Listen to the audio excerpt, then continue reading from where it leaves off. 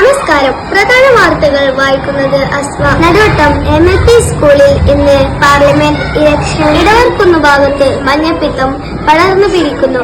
പ്രദേശവാസികൾ ആശങ്കയിൽ.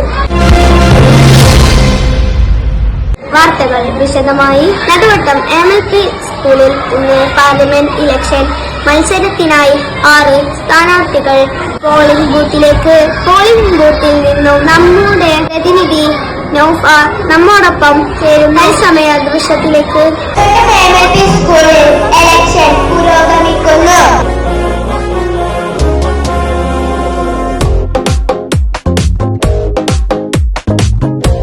എല്ലാ സ്ഥാനാർത്ഥികളും വിജയപ്രതീക്ഷയിലാണ്.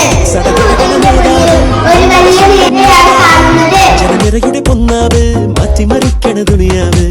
ചുവരെഴുതിയ മുന്നേറ്റം, മുന്നണി തമ്മിൽ പോരാട്ടം, വഴിയരികില് വാക്കേറ്റം, കുട്ടിനു വേണ്ടി നെട്ടോട്ടം. ഇരു കൈകൂപ്പി ചിരിശി കാട്ടി വരുമെല്ലാരും. വരി നിന്നിട്ടോ ജനമൊന്നായി വിധിയേകുന്നു. ഫലമെണ്ണുമ്പോൾ അതിലൊന്നാമൻ ജനരാജാവ്. സടകുടകണ നേതാവ്, നമ്മുടെ സ്വന്തം നേതാവ്. ജനനിരയുടെ പൊന്നാവ് മാറ്റിമറിക്കണ ദുനിയാവ്. ചുവരെഴുതിയ മുന്നേറ്റം, മുന്നണി തമ്മിൽ പോരാട്ടം, വഴിയരികില് വാക്കേറ്റം, കുട്ടിനു വേണ്ടി നെട്ടോട്ടം. കൊടിക്കൂറ വേറെ വേറെ, വഴിത്താര വേറെ വേറെ. ഇന്ന് വിധി ദിനമാണ്.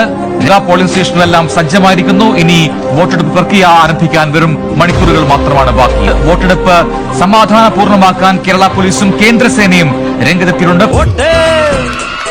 ഒരു തെരഞ്ഞെടുപ്പ് അടുക്കുന്ന സമയത്ത് വിലയുള്ള നോട്ട്. ഈ നോട്ട് ചുടു മനസ്സിന്റെ നിറമുള്ള മഷി കൊണ്ടു വിധിയിട്ട ചീട്ട്.